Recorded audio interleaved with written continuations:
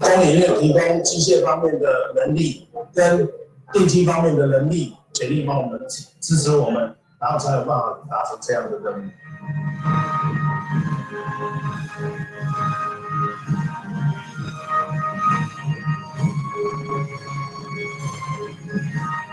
因为有这台热像仪显示器，可以让我们只要各派一位同仁在那边监看就好了，所以人力上减了将近2/3这么多，所以这台热像仪真的对我们的帮助非常的大。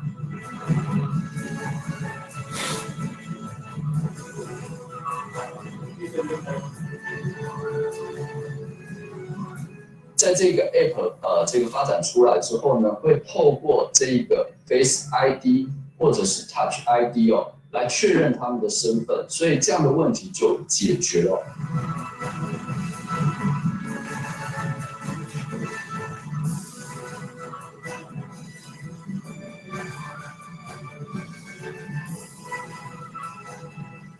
跟工业合作，两个部分的互补，很期盼就是看到这个系统可以早点上市。这不然台湾需要，是全世界非常需要这个系统。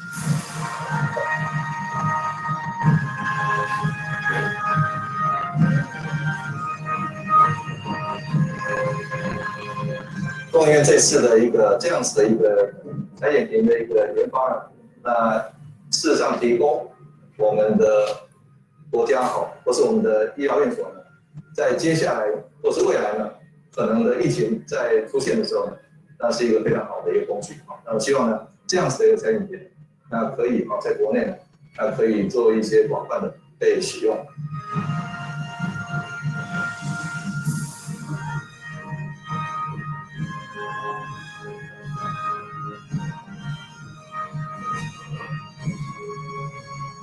呼吸器是一个战略物资啊，尤其是在疫情的时候，呼吸器的制造能力，这个制造能力是真正的国力的。那这个国力对于公共卫生危机的应变是非常重要的。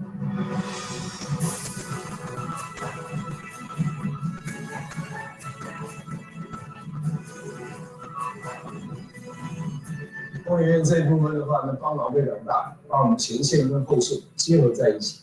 也把我们的病人跟医院跟我们的医生呢结合在一起，原来的这个防疫科技，然后甚至于可以扩展到将来的长照科技。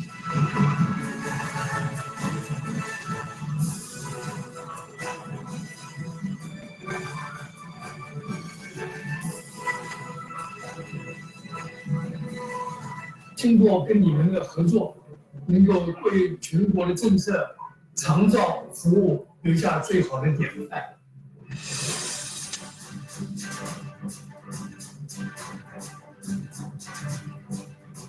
我们一起来团结，一起来面对这个病毒。这个疫情过去之后，我们再起飞、再向前走的时候，那希望大家在这段时间里面，好好的养精蓄锐，好好的准备面对将来更大的挑战。我们台湾一定会赢，工研院一定会赢。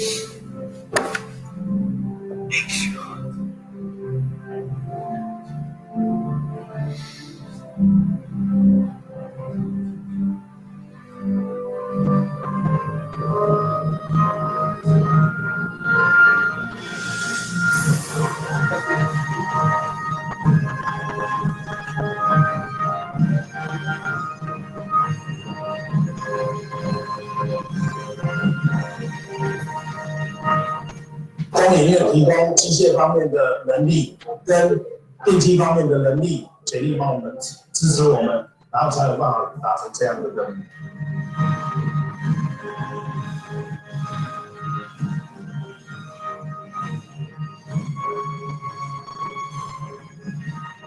因为有这台热像仪显示器，可以让我们只要各派一位同仁在那边监看就好了，所以人力上减了将近2/3这么多，所以这台热像仪真的对我们的帮助非常的大。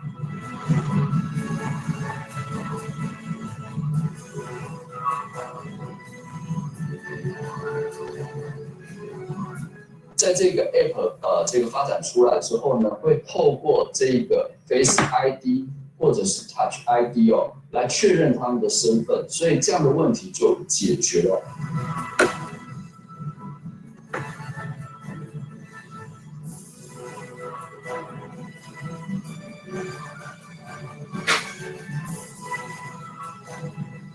跟工业合作，两个部分的互补，很期盼就是看到这个系统可以早点上市，这不然台湾需要，是全世界非常需要这个系统。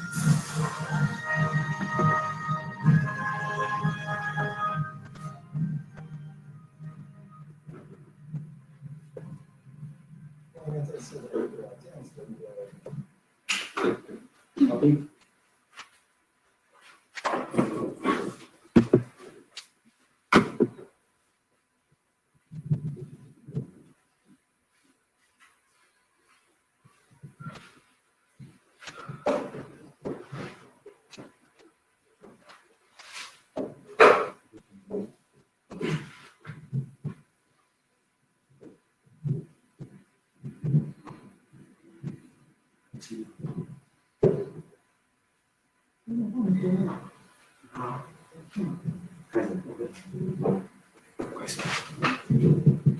So good afternoon to our Taiwanese friends and good morning to our Israeli friends. Thank you for joining our Taiwan-Israel R&D Collaboration online event. The event is sponsored by Department of Industrial Technology and supported by Israel Innovation Authority and executed by ITRI. ITRI stands for Industrial Technology Research Institute, the biggest research institute in Taiwan. And today we have 1 hour event with 2 keynote speeches. The first keynote speech will be conducted by Ms. R.D. Muller, Project Manager from Israel Innovation Authority. And second keynote speech will be conducted by Ronen, and Ronen is CEO of TIP Ventures. And R.D. will give us the background of the bilateral program, and Ronen will give us what kind of collaboration can be happen between Taiwan and Israel. And on my right-hand side, we have Dr. James Guo, the Division Director from ITRI, and Ethan Ding, he's the Senior Manager from ITRI as well. So I will give the time to Dr. Guo to open this event. Hello, everyone. My name is James Guo. First of all, I would like to thank you for participating in today's event. As we know, Israel has always been known for its high-level innovation and outstanding research. And Taiwan has a high-tech industry and is known for its high efficiency and global manufacturing supply chain. Both countries have the complementary advantages. In the beginning of 2016, Israel Innovation Authority and DOIT, the Department of Industry Technology, together with ITRI, launched the bilateral cooperation in industry research and development program, under which Israel and Taiwanese company have access to funding for collaborative R&D projects, as well as assistance in locating the R&D partners and business partners. So far, there have been 11 applications, and 5 of which have been approved by the Joint Committee from DOIT and IRA. So the main thing of today's seminar is a semiconductor.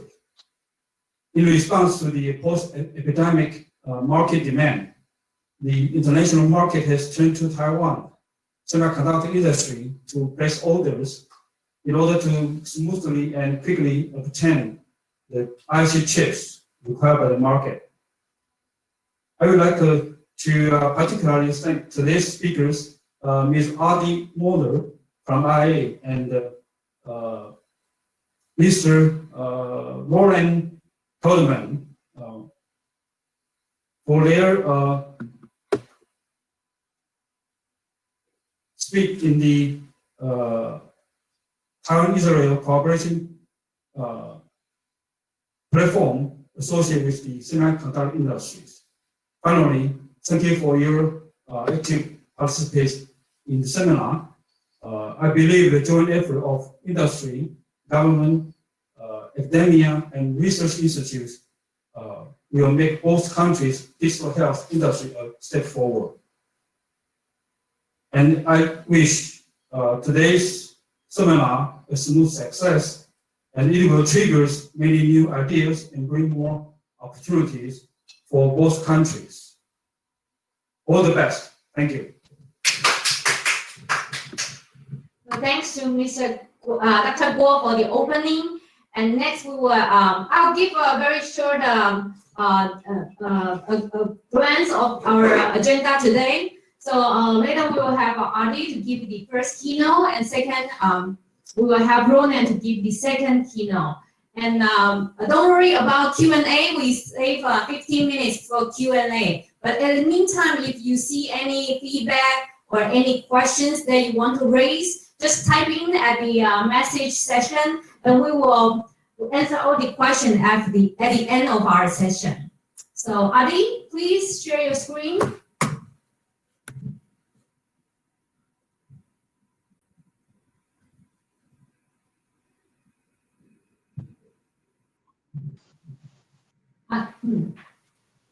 Hello, everyone. Can you hear me? Yes, we can hear you. Right. So just a moment. Let me share screen with you. Okay.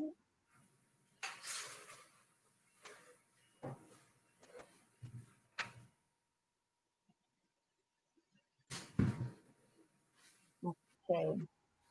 Can you see the presentation?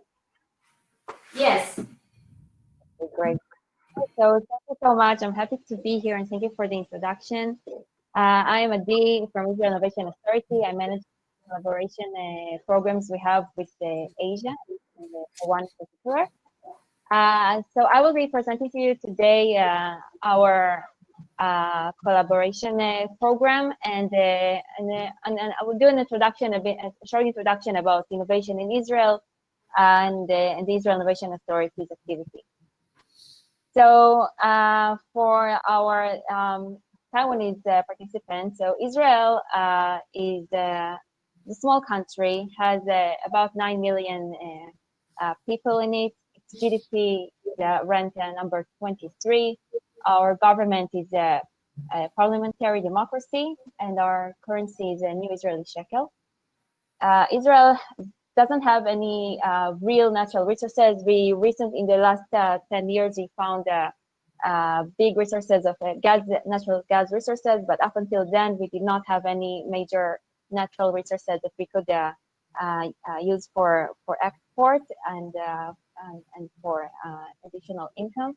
We also have a lot of security needs, and we don't have a real domestic market, and Israel is very small country. So Israel really had to find ways in which it can increase and create a value for the outside world. So the high-tech industry created a real impact on Israel's economy. 43% of our total export is based on our high-tech technology. It represents 12% of our GDP. However, it only 8.3% of our employees in Israel were working in the high-tech sector. So because of the great influence the high-tech has, the technology, the development of new technologies have on our on Israel's economy, Israel Innovation Authority finds it very valuable to encourage this sector, encourage the development of technologies, and improve the participation of more people in the development of the technologies in Israel. Israel, as said, small country, but has high innovation ratio per square kilometer. And according to the World Economic Forum, it was ranked number 3 as the most innovative country. It is also ranked number 1 according to the OECD report from 2018 for its natural expenditure on civilian R&D as percentage of its GDP. Israel finds it very important to invest in it as explained, as we see the great influence it has on our economy. During 2019, we had exits of over $20 billion. There were about $9 billion raised in capital, and 7 new MNC R&D centers were open in Israel. We have hundreds of MNCs in Israel having R&D centers. Among them, you have Samsung, HP, also Applied Materials, and they represent 50% of our industry R&D. During 2017, we had excellent exit of leading companies such as Mobileye that was sold to Intel for $15 billion. We had Plarium was also bought by Aristocrat for $500 million and so on. And just a few inventions that perhaps you may have not known. We had, for example, the USB flash drive invented by Israeli company called M-System that was later bought by SanDisk. We have Converse here that represents 90% of European mobile and fixed voice mails that are for Converse, and so on. And so how do you build an innovation ecosystem? So in order to do that, you have to have multiple factors to create it. And this is a bit just to explain how Israel was able to create such a leading innovative ecosystem. It involves the support of the government. It involves helping the academy to have more research in it. The multinational corporation that, as I shown, contribute a lot also to the development of new technologies. The support of startups also needed so that you can have more creative ideas. Our security needs also have a major influence on our development of innovative technologies, since we always need to be the most innovative in it so that we can deal with our security needs, and so on. The mission of Israel Innovation Authority is to provide financial assistance, services, and support for really everyone that can push the technology, the innovation and technology in Israel. So that starts with entrepreneurs, startups, the academy, and also even traditional factories that would like to combine technology in it in order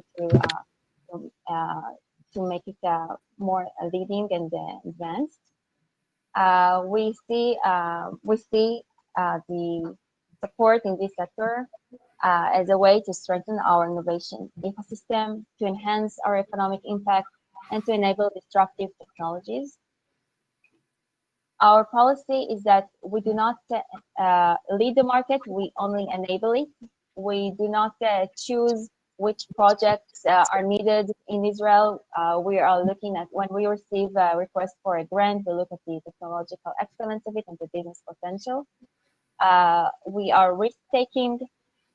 We share the risk with the companies. We usually give about 50% of the budget that the companies request if they are approved in our research committee.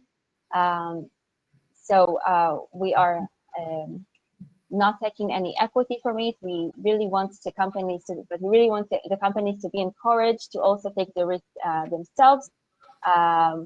So we are sharing the risk with them, and again, we are matching by giving grants. We are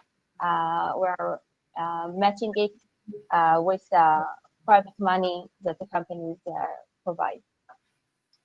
The Israel Innovation Authority supports every sector and every stage. It starts with the academy and it goes all the way to large companies, and for every sector,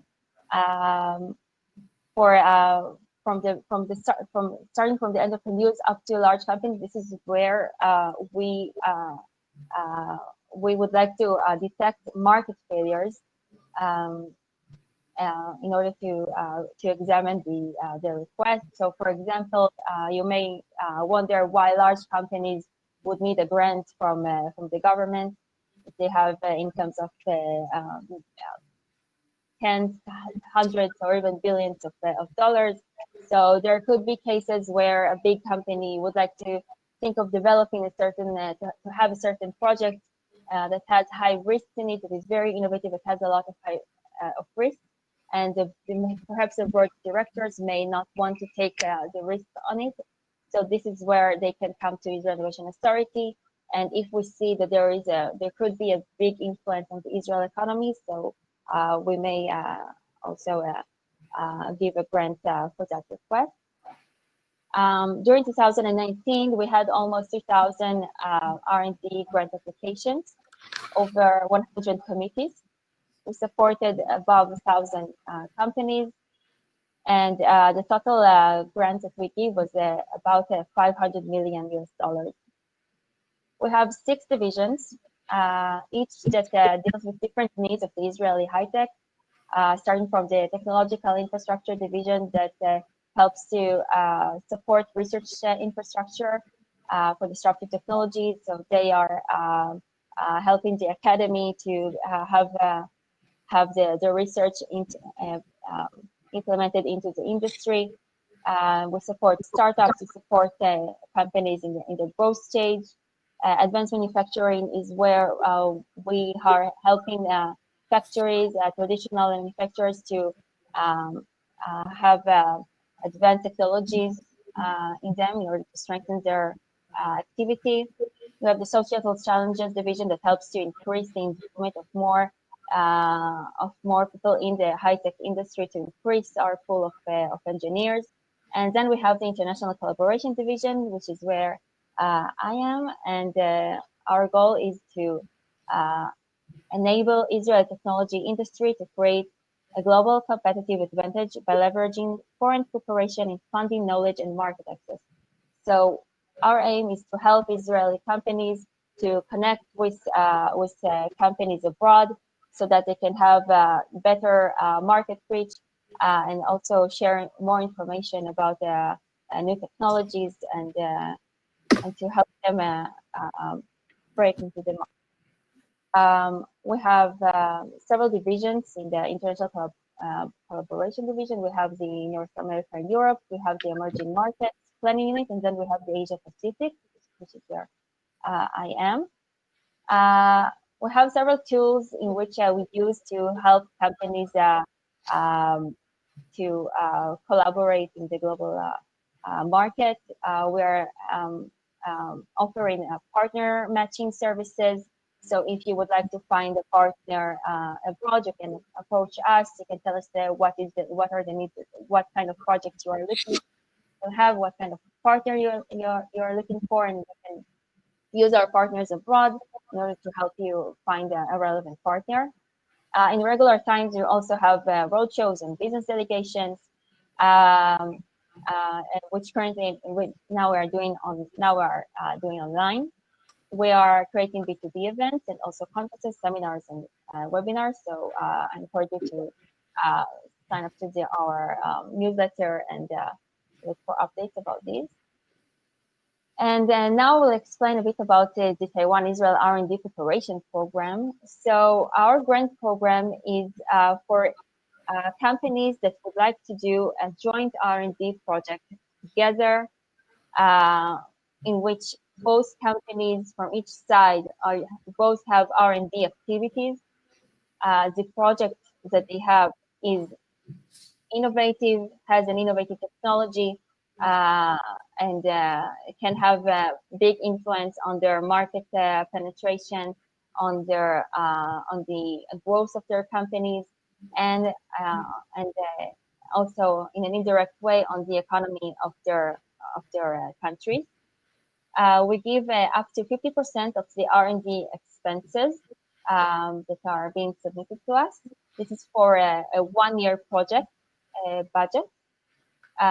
In ITRI, it is up to 50%, and also in IEA, it is up to 50%. In Israel Innovation Authority, our grants are conditional loans. What is conditional loan? Conditional loan means that if the project was successful and you had sales from it, then we ask the grant back through royalties of about 3%, and only up to 3% per year, and only up to the grant ceiling. So we do not ask more than. So we do not take a high interest of it, only up to the loan. But if the project was not successful for any kind of reason, the partnership failed, there was a market failure, there was a technological failure, there were sales at the beginning, but then they stopped, then they turned to a full grant, and we do not ask the money back again. Our submission criteria is that we need to have at least 2 technological companies, one registered in each registered in the country. So one company needs to be registered in Taiwan, and one needs to be registered in Israel, and both need to have R&D activities. It's very important that both of the companies will contribute with R&D. So one partner cannot be just for marketing or distribution or just advising. It has to have, both sides have to have R&D activities. The application needs to be submitted jointly by both parties to Israel Innovation Authority and to ITRI. The product needs to be highly innovative. We really look at in these. This is very important criteria to pay attention to. We only want to support projects that have big value for the company, for their companies, and for the market. We do not support every kind of project. It needs to have potential for commercialization. The project needs to be undertaken in Israel and in Taiwan. Okay, so the R&D activities, for example, if it's the Israeli company, so their R&D activity needs to be in Israel, and same for Taiwan. The R&D activity needs to be in Taiwan. The additional thing that in Israel Innovation Authority really look into is the IP rights. We want to make sure that each side keeps some of the IP rights for the product that is being developed, product technology process that is being developed, because this is where your value as a company comes, and in an indirect way, the value for the Israel economy. So always when you want to submit, always make sure that you have IP rights, that some of the IP rights remain for your company. And we also look at if the companies have the ability to match the funding after a grant, because we never give 100% of the grant. We give up to 50%. We want the companies to share the risk with us, to push them to success. So they need to have the supplementary portion in order to have to execute the project. And lastly, so what are we looking for? So we are looking for either technological or functional innovation. We want to see that there is a high risk or market failure that requires our support. So again, so not for every project that we will step in and support. We want to know that there is an execution potential, that the team has high experience in its field, that they have already a market plan, that perhaps they already have distributors that they know, or customers already that shown interest. We want to see synergy between the partners and see that they have complementary abilities. So the more your partner has complementary abilities, then the more value we see in this partnership. There should be a mutual R&D contribution to the project. We usually look at the minimum is 30% of the R&D work for each side. So it has to be as balanced as possible, because again, this is a joint project. You will need to define the IP rights of the new product that is being developed. Will need to have the matching of for the funding of the project. Again, commercialization potential, and overall, we need to see that there should be an impact, how it will have an impact on the company and on the economy. All of these are our evaluation criteria that we look at, and if companies have all of these, so there is a high chances for them to receive a grant from Israel Innovation Authority and from ITRI. We just now ending our call for proposal, but we have one coming up just very soon. The next one will be in January 11th, next year. The submission deadline will be in April. So you are welcome to contact me and Ethan for more information, and we will be happy to share with you more about this program, and also to help you find relevant partners needed. So thank you. Thanks, Adi. So it's exciting, right? It's financial support from both side governments. Now we know that there's an amazing program exists from both side government, but you are probably wanted to know what kind of collaboration can be happen between two places. So next we will have Ronen. Ronen, are you on?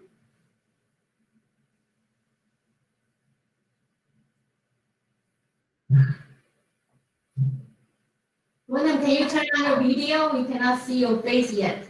Thank you. Thank you. So now welcome Ronen. Thank you. Hello, thank you very much. Thank you, Adi. Thank you, Ethan, for inviting me. Very happy to be here.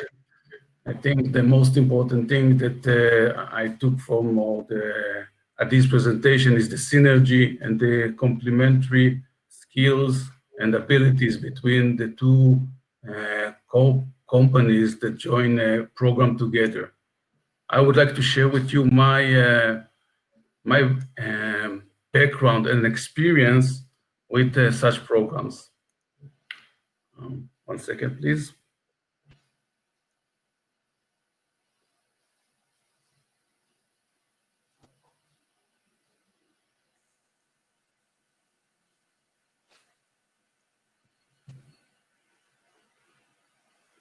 Okay. Yes, we can see your screen now. Okay. So just a few words about my background. I've been working with Taiwan and collaboration of R&D program between Israeli and Taiwanese companies for over 10 years already. It started in 2011. Just a second. Yes. When I worked for a company that we developed the smart digital pen and touchscreen.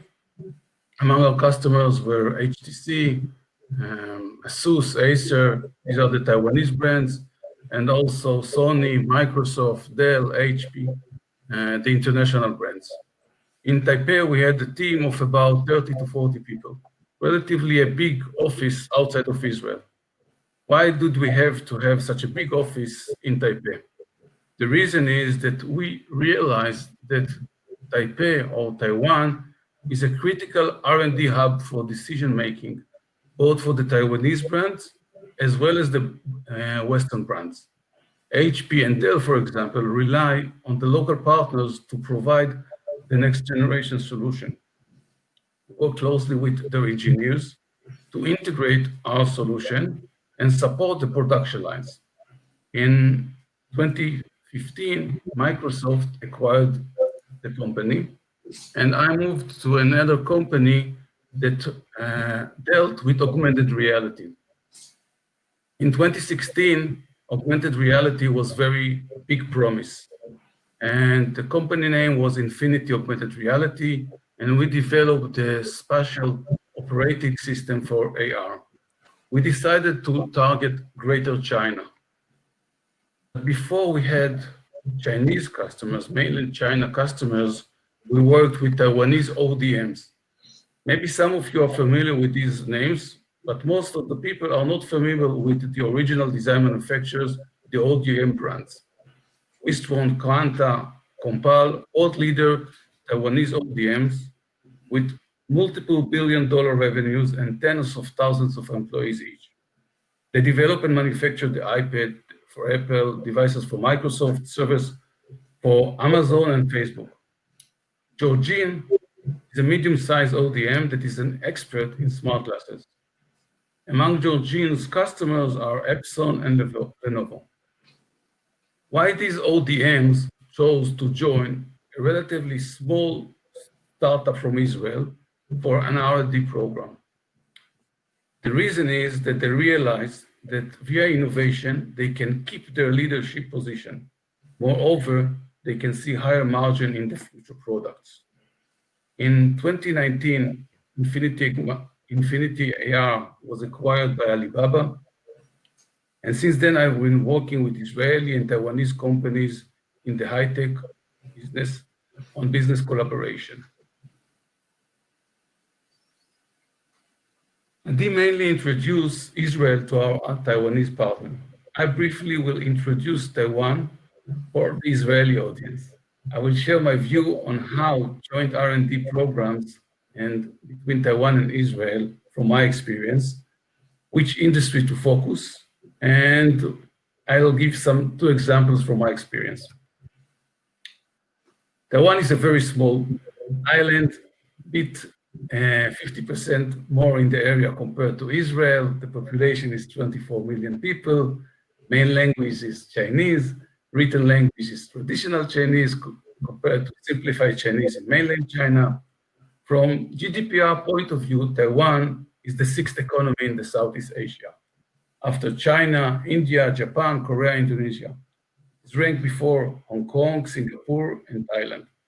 It is an industrial country. The economy is based, like Israel, on export. It is a free democracy. In these days, it's difficult to talk about Taiwan without mentioning the corona. Taiwan set the world an example of how to fight the epidemic. Since the beginning of the year, only 650 people found positive, 550 recovered already, and unfortunately 7 died. There was no single day of lockdown. The economy, the education, and life continues. A month ago, Taiwan marked 200 days of 0 local cases. Imported cases are counted separately. I came from Taiwan just 5 weeks, 2 weeks ago. After 5 weeks of business trip, I spent 2 weeks in quarantine hotel and then 3 weeks in a business trip.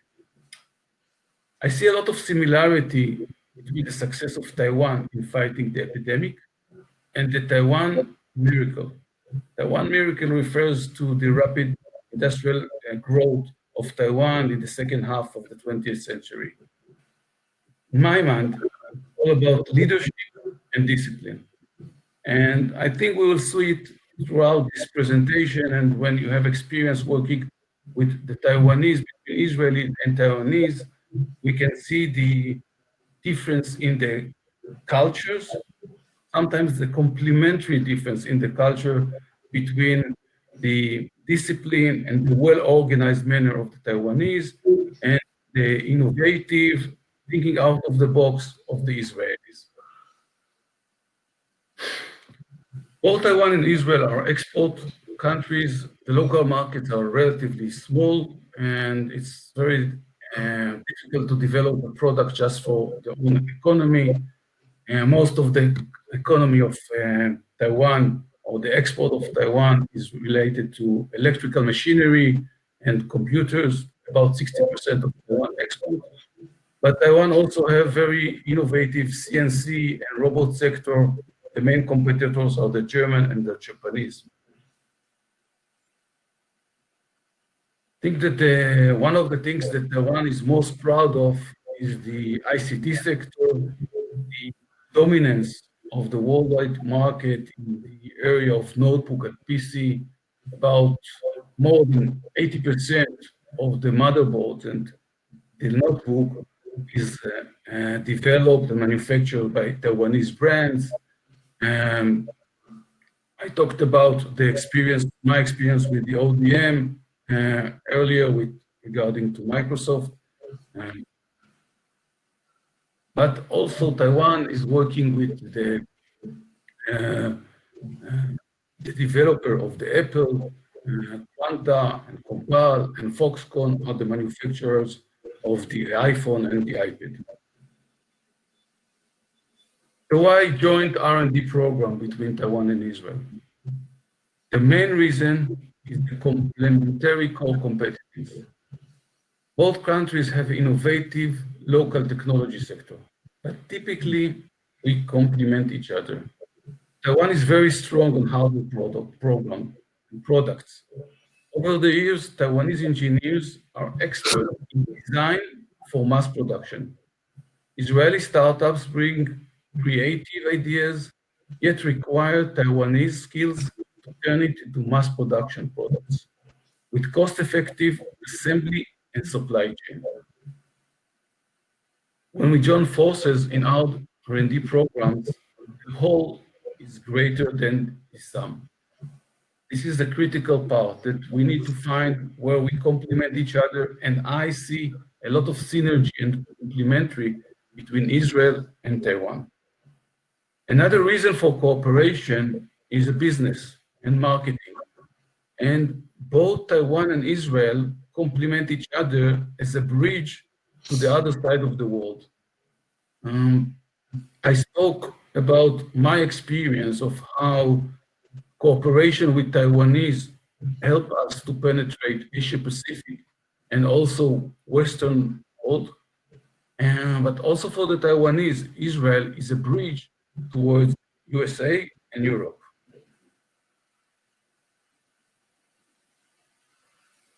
It's not new that there is very advanced and rich business collaboration between Israel and Taiwan. The annual trade between the countries was $1.5 billion, and there are several Israeli companies like Checkpoint, Radware, Obotech, and Amdocs that already have offices in Taiwan. In addition to cybersecurity, information technology, and water industry, there are different sectors that we already cooperate. But when we think about R&D programs, we are thinking about the future. And it's critical to understand not just the existing core competence, but where the governments are looking and what each government is look for the next growth. So this is why it's critical. And if there is only one slide that you need to take out of this presentation, is this slide, the 5+2 Innovation Industry Policy. The Taiwanese government is making heavy investment and commitment to promoting specific sectors, transforming Taiwan industry from manufacturing to stimulate the economic growth, to increase innovation, to create more well-paid jobs. It's a transformation between manufacturing to high value added service and solution oriented. And the government has defined initially 5 sectors, then added 2 more, eventually added another 2. But the most important thing here to see that these are the sectors that currently are part of the program. And in the beginning, it was only Internet of Things, green energy, smart machinery, and defense. Later, the semiconductor and the IC design was added. The idea is to leverage the strength of the domestic business, Taiwan's government, and the international, and going into the international market. I think that this policy demonstrates one of Taiwan's strengths, to create a policy and then to have a strong determination and persistence to implement it. When considering a joint R&D program with Taiwan, you probably get much more support when your program is within these 5+2 sectors. Lucky us, and I'm now speaking as an Israeli, we have many technology companies in these areas. And this is why Taiwan-Israel R&D program or cooperation programs is natural, and I see a lot of opportunities. I'll share with you 2 examples that I experienced. The first one comes from the semiconductor. And Taiwan has a well-developed semiconductor clusters. It's one of the few regions in the world where there is a depth and breadth of semiconductor clusters packed into a small geographical area. The value of the IC industry is composed of 3 main sectors. The fabless, where the design, the IC design, the manufacturing, and when we speak about the semiconductor, we typically know the names of the fabless companies like Qualcomm or Mobileye, and in Taiwan we have MediaTek. But between the fabless companies and the end products, like the tablet or the cars or the smartphone, there are additional two important parts that typically, as consumer, we don't know, but as in the R&D process and creating a product are critical. These are the foundry and the packaging and assembly and testing houses. In Taiwan, Taiwan is very, very strong and competitive in the whole supply chain of the silicon industry. Taiwan is #2 in the world in the fabless market share. MediaTek is one of the top 5, along with Qualcomm, NVIDIA, and Broadcom, but there are tens or even more than 100 Taiwanese fabless companies. TSMC is the world's biggest foundry and has the most advanced process technology. ASE is the largest semiconductor assembly testing house in the world. As I mentioned earlier, more than 50% of the market share in the world of the packaging and testing is done in Taiwan. Lucky us, in Israel, over the years, we have 100 Israeli semiconductor active startups. Sometimes we have more, sometimes like 150, sometimes some are acquired, but if you count today, there are more than 100 Israeli semiconductor. So there are many areas that we can cooperate. We can cooperate in the IC design, excellent IC design engineers in Taiwan. We have a shortage in IC design engineers, IC manufacturing, IC packaging and testing. This know-how we don't have in Israel, and it's critical to have it in order to come to an end product, and integration of IC into electronic models and modules and products. I would like to share with you one example of such a joint program. At the company that was sold to Microsoft, we designed ICs that were responsible for the touchscreen. It's always a challenge to have the solution smaller and lower cost. By moving from discrete components to system in a package design with our Taiwanese partner, we could create a solution that was smaller by a factor of 10 times and significantly lower over the discrete design. Here in this diagram, we have this concept, and for the illustration, you can see the Apple Watch that was turned between discrete design to a system in a package. The solution here was made by Taiwan ASE, the largest packaging and testing house, and only last month it was announced by the industry that ASE is responsible for the HomePod mini smartphone speakers of Apple, that it was going to use ASE technology. And I think that this is a very good example of assembly innovation in the area of assembly. We don't hear typically the assembly, but this is critical in order to have good products, innovative, and a lower cost.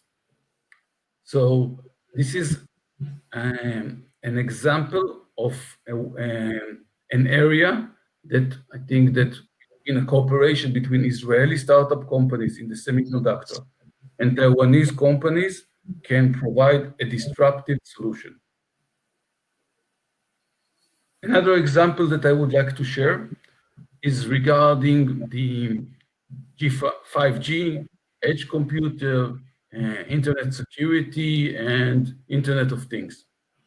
One of the big promises of 5G are the autonomous cars, industrial automation, and the combination between AR, VR, and 5G.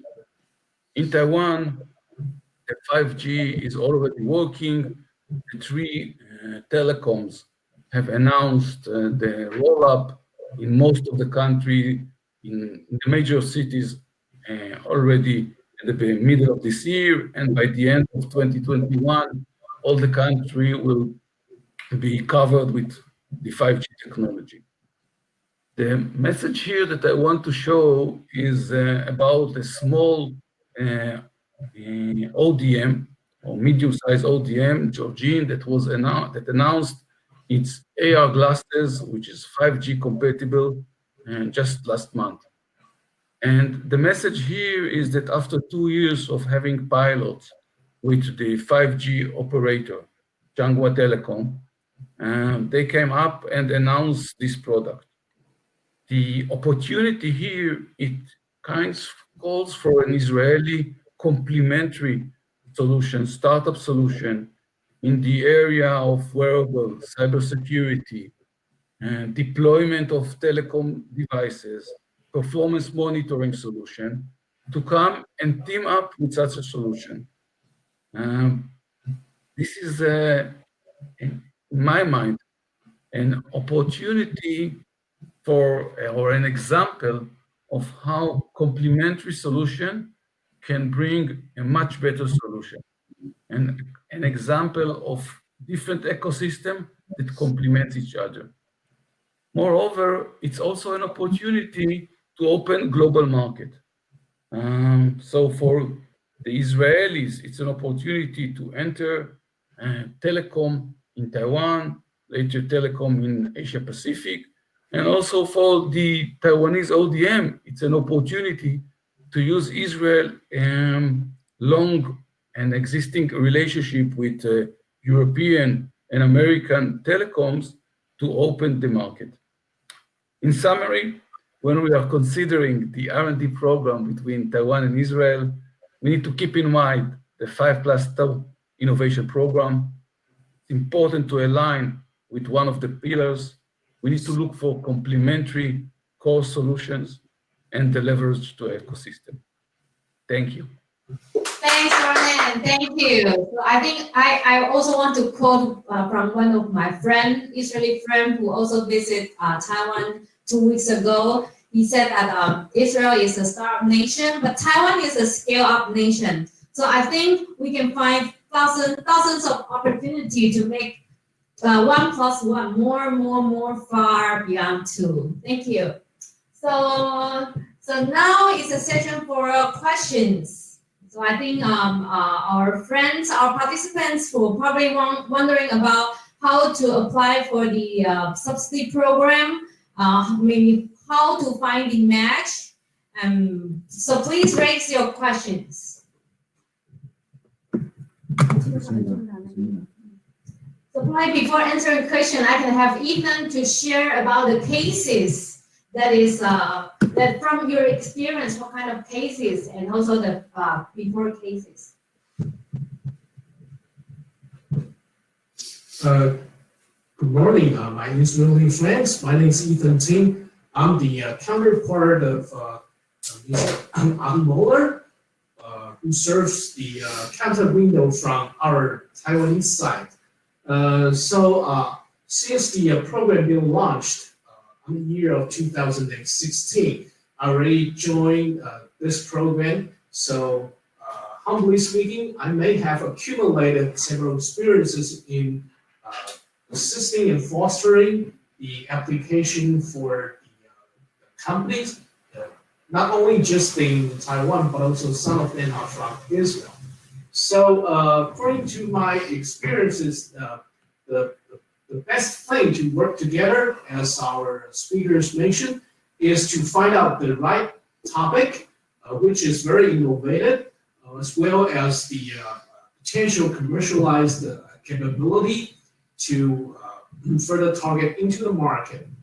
Not only on that, the IP distribution, IP sharing also are very critical.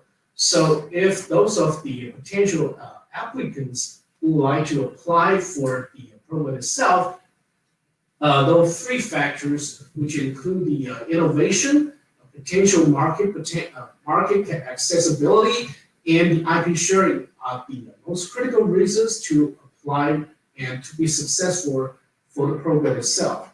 So that will be my basic sharing of the program, and I would like you to join. Since I just mentioned, we have a call to be launched pretty soon. And the deadline will be on the late April. So if you are interested, please just give us your thoughts and ideas such that we can work with you together. Thank you. Okay, I see there's a question. As our theme today is semiconductor, is there a limitation for subjects or domains for application? No. As Adi Moeller just mentioned, from our point of view, we don't box ourselves on specific sectors. We pick up the semiconductor is basically we observe and we think that semiconductor is a very potential sector that both sides can collaborate with or work together, but not only the semiconductor sector can apply for that. Other sectors are also definitely welcome. So yeah. So another question is, if we want to find a match between both sides, how do we start to find a match for the collaboration? Sure, definitely. That's a very good question. If you would like to find out the right partner, either from Taiwanese side or Israeli side, all you have to do is to contact either Adi or me to find out the right partner for you. How do you process on that? We have a partner search form. Basically, is to provide the right form for you to fill out, such that we can process later on to find out the right partner for you. The partner search form is basically to consist some of the information, such as to introduce yourself. I always joke about it's like we are basically playing like a marriage broker. If you want to find a potential your marriage partner, you basically have to introduce yourself first. What your partner may want to fit up with you, like what kind of industry, what kind of nature of the project you are seeking for, and what is the background of your company, and what kind of a partner that can fit into your technology roadmap, something like so on and so forth. So by following the partner search form with the information, I can, for example, if Taiwanese company would like to find the right partner, once you fill out the partner search form, I can then submit to my counterpart, Adi Moeller, who will be responsible to use their database to find out the right potential partner for you. Also want to add that, Ethan, I understand from you, there will also be a matchmaking event in December, right? Oh, exactly. Thank you for bringing up, Joe. We're gonna have a matchmaking event or B2B matching event scheduled on December 24th, which is coming soon. The theme of the matching would be targeted, as we just mentioned, as the semiconductor sector. So if you belong to that kind of sector, we will bring some multinational Taiwanese partner for you to potentially work with. On the same side, we will invite several, I think 10 would be our target, 10 Israeli startups to join on this B2B matching event, where we would like to see more and more opportunities to work with. So remember that day, December 24th, which is something like Christmas Day. Okay. Yes, and we will also send you details about the event. Excuse me, let me elaborate further. Yes, We are grouping three kinds of project can be applied. One is to join do the joint research for the advanced technology. The second one is the joint product, right? Right. And then the parallel, this kind of project is acceptable for the applications. So will there be any advantage to cover both, or even cover three categories? Yes, well, again, if you allow me to elaborate that, there are basically three types of collaboration. First one is just like Dr. Guo mentioned, is the pure R&D program, R&D type of collaboration. The second one is the product development. But usually the product development will count with the third one, which is the pilot program. So we normally will group the product development and the pilot project together with one type of collaboration. Basically, if you would like to have three or even just one type of collaboration or three all in all, from the R&D collaboration to product development and the pilot together, and that definitely will be welcome. No problem at all. So any more questions? I think we will probably take the last question. Last question is about the time frame of the project.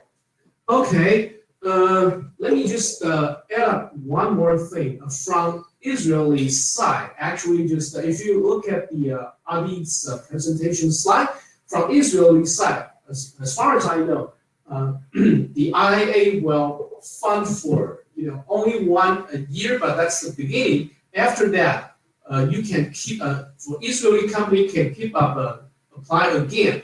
But from Taiwanese side, our maximum time frame would be 3 years. Okay, so once you be approved from Taiwanese government, it's up to 3 years funding for all the program itself. The only difference between Taiwan and Israel is that we give you all 3-year funding budget in one time, whereas Israeli side will be applied by each year individually. Okay, last question from me. I saw from Adi's slide that I actually provide $50 million for a year of grant for startup teams to apply. But for our program, will there be a limitation for the budget of money that we go and apply for the program? I think what you're mentioning is the let's say up to 50% of the subsidy of and the also the amount, the total amount. The total amount we don't have the maximum amount. Oh. Yeah, but the more project we can grant it, the more funds can be subsidized by the government. We don't have the ceiling, right? As long as it's a potential. As long as it's a potential innovation project, they are all definitely welcome. So please just think about it. Yes. Okay, no more questions. So stay tuned for our December event. And yes, if there are any questions, there's an Ethan's contact somewhere, right? No. Yeah, but anyway, the organizer will actually collect all the information that you provide to the event organizer. So we will send you more update information about upcoming events. Thank you. Thank you. Thank you. Thank you.